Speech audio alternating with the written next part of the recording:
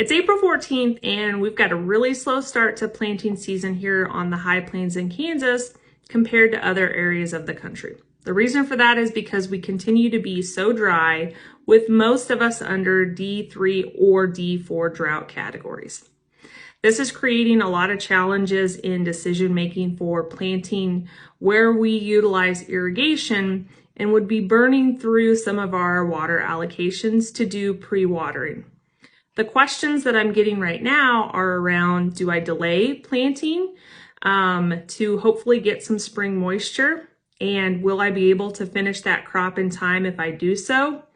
Or do I go ahead and pre-water and shorten the maturity of the hybrids that I'm planting?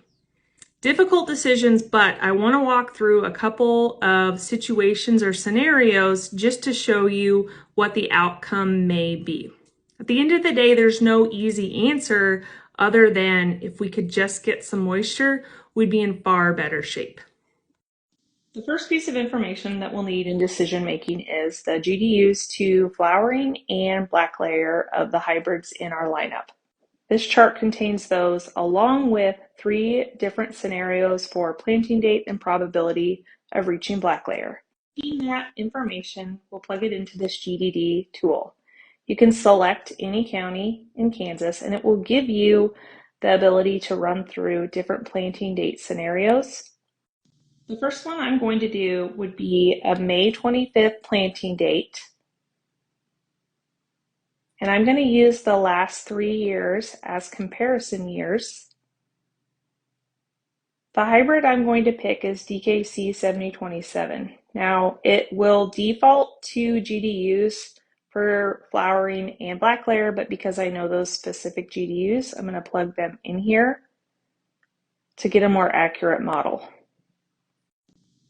What these graphs will do will then calculate based off of average GDU accumulation when we will likely have flowering or silking and reach black layer.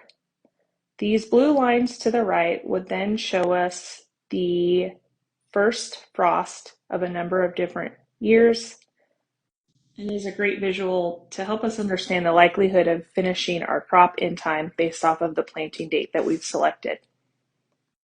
Now let's run a scenario where we're going to plant DeKalb 7027, but we're going to move that planting date to June 10th. Again, comparing the last 3 years, you can pick any 3 years as comparison years in this graph. The GDUs stay the same, and that shows us with a June 10th planting date when our silking and black layer will be reached for 7027. Next, let's run a scenario where we shorten our maturity to a different hybrid. We're going to go back and select May 25th again, and those last 3 years for comparisons. Now instead of planting DeKalb 7027, we'll shorten that up to DeKalb 6270. Here are the GDUs to silking and black layer of that hybrid. And here you can see when the flowering date and black layer should be reached based off of a May 25th planting date. Now taking that same comparison of a June 10th planting date for the 112-day hybrid, we'll then see what those silk and black layer dates would be and the probability of it finishing before a frost.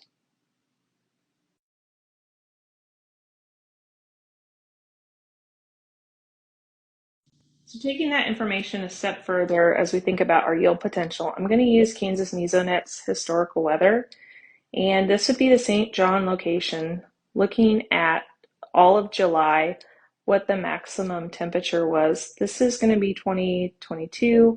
I'll also look at past years as well, 21 and then 2020. This gives you a better idea of, on average, when in July you might see those extremely hot days during flowering.